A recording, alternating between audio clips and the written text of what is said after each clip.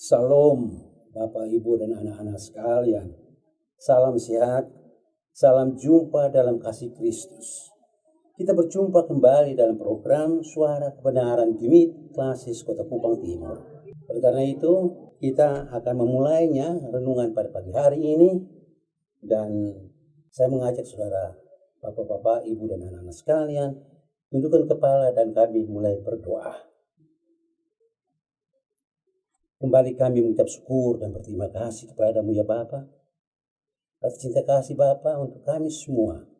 Kami berada di tempat ini dengan berdamai sejahtera. Pagi ini kami akan membaca dan merenungkan firman-Mu ya Bapa. Tapi kami sadar bahwa kami orang berdosa.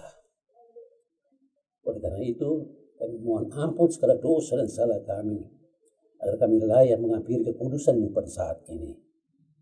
Berfirmanlah Tuhan, karena kami semua sudah siap mendengarkannya. Amin. Kita akan bersama-sama membaca firman Allah yang terambil dalam Kisah Para Rasul pasal 4 ayat 32 sampai dengan 37. Kisah Para Rasul pasal 4 ayat 32 sampai dengan 37. Berbagailah orang yang mendengarkannya dan mau melakukannya dalam kehidupan mereka hari lepas hari. Bapak, Ibu, dan anak-anak sekalian yang saya sayangi dalam kasih Kristus. Kisah Para Rasul pasal 4 ayat 33. Dan dengan kuasa yang besar rasul-rasul memberi kesaksian tentang kebangkitan Tuhan Yesus, dan mereka semua hidup dalam kasih karunia yang melimpah-limpah. Seorang hamba Tuhan ditempatkan di sebuah gereja yang besar. Saat tiba di gedung gereja tersebut, ia terkagum-kagum melihat keindahan arsitektur gereja tersebut. Pelayanan Tuhan yang banyak dan paduan suara yang selalu tampil setiap minggunya membuat ia berpikir, pasti pelayanan di gereja ini luar biasa.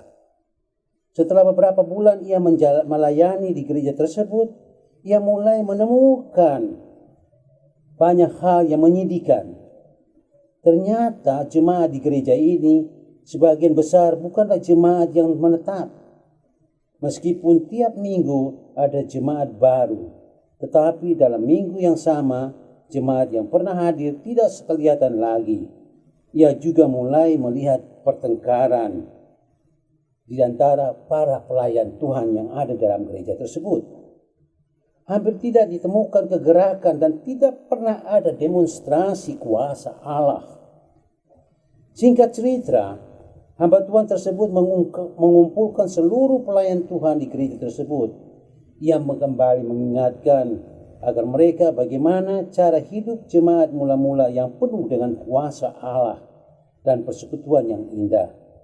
Setelah melewati proses yang cukup lama, akhirnya gereja tersebut dipulihkan kembali. Mulai banyak jemaat yang mau tertanam dan banyak mujizat-mujizat yang terjadi di dalam pelayanan gereja tersebut. Bagaimana dengan komunitas kita saat ini? Apakah persekutuan kita dipenuhi dengan keindahan dan kuasa Allah? Atau justru sebaliknya? Kita lebih sering bertengkar di antara sesama pelayan dan tidak pernah ada demonstrasi kuasa Allah dalam pelayanan kita. Bila kedua hal ini memang ada dalam komunitas kita, segera kita minta ampun kepada Tuhan dan minta Tuhan memulihkan keadaan persekutuan kita. Minta agar Tuhan memberikan kita kuasa untuk membangun persekutuan yang indah, manis, dan penuh kasih mesra dengan saudara-saudara seiman kita. Minta agar Tuhan juga mendemonstrasikan kuasa-Nya dalam persekutuan kita dan memberikan pertumbuhan iman pada setiap kita untuk menjadi raksasa rohani yang penuh kuasa. Sehingga dalam setiap ibadah, dalam setiap komsel, akan ada mujizat persembuhan, kelepasan, dan perkara-perkara besar akan terjadi di gereja tersebut. Bapak, Ibu, dan anak-anak yang terkasih dalam Yesus Kristus, Pentingnya senantiasa membangun persekutuan dengan Tuhan secara terus-menerus. Kita tahu bahwa tanpa hubungan yang intim dengan Roh Kudus, sebenarnya kita itu kosong. Itu sebabnya gereja kita sangat mendorong, bahkan menyediakan fasilitas supaya jemaat bisa membangun persekutuan yang intim dengan Tuhan melalui ibadat rumah tangga, ibadat kaum bapa dan kaum ibu, serta persekutuan doa. Tetapi sebenarnya untuk sebuah pertumbuhan rohani yang sehat dan kuat serta konsisten, kita tidak cukup hanya bersekutu lewat ibadat rumah tangga, ibadat kaum bapa, kaum ibu maupun persekutuan doa.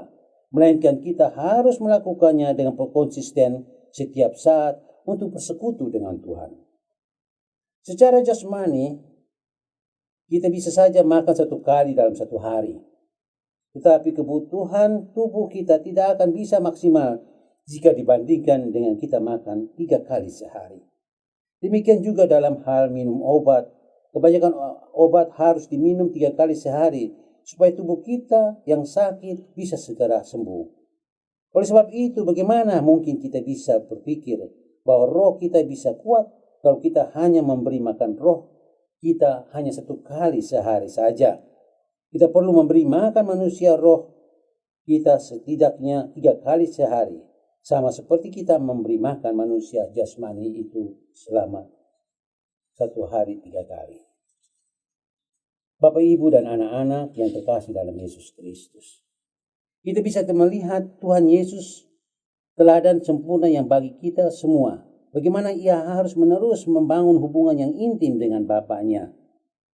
Pagi-pagi benar, ketika hari masih gelap, Tuhan Yesus sudah duduk di dalam dan diam di bawah kaki Tuhan. Siang hari di tengah-tengah kesibukannya melayani orang-orang yang membutuhkan mujizatnya, Tuhan Yesus melepaskan diri dari keramaian dan datang kembali kepada Tuhan. Malam hari ketika kebanyakan orang sudah tidur, Tuhan Yesus menyediakan waktu khusus untuk bersekutu dengan Tuhan. Begitu juga dengan kehidupan Daud. Dikatakan di dalam Alkitab bahwa 7 kali dalam sehari Daud memuji-muji Tuhan. Ini artinya Daud memiliki persekutuan yang konsisten dan terus-menerus dengan Tuhan. Demikian juga dengan Daniel. 3 kali sehari Daniel berlutut di hadapan Tuhan dan berdoa serta memuji-muji Allah. Itulah sebabnya mengapa penting sekali bagi kita untuk terus-menerus membangun persekutuan yang intim dengan Tuhan. Namun kendala yang terjadi di banyak kehidupan kita sehari-hari adalah seringkali kita lupa bersekutu dengan Tuhan. Saat kita sudah disibukkan dengan berbagai macam hal yang harus kita kerjakan sepanjang hari itu, sebabnya saat itu gereja menyiapkan kita bisa membangun persekutuan yang intim dengan Tuhan melalui ibadat rumah tangga seminggu sekali dan persekutuan doa di gereja setiap hari Sabtu untuk mengingatkan kita supaya senantiasa membangun persekutuan yang intim dengan Tuhan terus-menerus sepanjang hari, sehingga manusia roh kita semakin lama akan semakin dibangun dan dikuatkan untuk melakukan hal-hal yang besar bagi kemuliaan Tuhan. Mengakhiri renungan saya pada hari ini, ada beberapa pertanyaan yang perlu kita renungkan bersama. Pertama, apakah Anda dan saya sudah memiliki persekutuan yang indah dengan saudara-saudara seiman? Kedua, apakah ada kuasa Allah dalam persekutuan kita? Ketiga, apa yang akan Anda lakukan agar memiliki persekutuan yang indah dan penuh kuasa Allah? Semoga Tuhan menolong kita sekalian dengan firman-Nya. Amin. Mari kita berdoa. Kembali kami menghampiri kekudusan-Mu ya Tuhan. Seraya mengucap syukur dan atas lawatan firman-Mu pada siang hari ini. Kami bersyukur untuk kehadiran dan lawatan Roh Kudus yang ada di tempat ini. Bapa yang baik, terima kasih sudah membawa kami ke dalam persekutuan yang indah bersama saudara-saudara kami yang seiman. Kami rindu persekutuan ini bukan hanya indah, tapi juga penuh dengan kuasa-Mu ya Bapa. Bapa yang baik, satukan kami dengan saudara-saudari kami yang seiman dalam persekutuan yang indah di dalam nama-Mu, sehingga kuasa-Mu makin nyata dalam hidup kami dan kami juga menjadi saksimu dimanapun kau tempatkan kami. Bapa, kami sangat bersyukur karena kami boleh mengakhiri renungan kami pada pagi hari ini dengan baik. Di dalam nama Tuhan Yesus Kristus, kami sudah berdoa dan mengucap syukur kepadamu. Amin. Akhirnya kita akan memulai hari baru. Selamat kita memulai hari baru ya, dalam tuntunan Roh Kudus.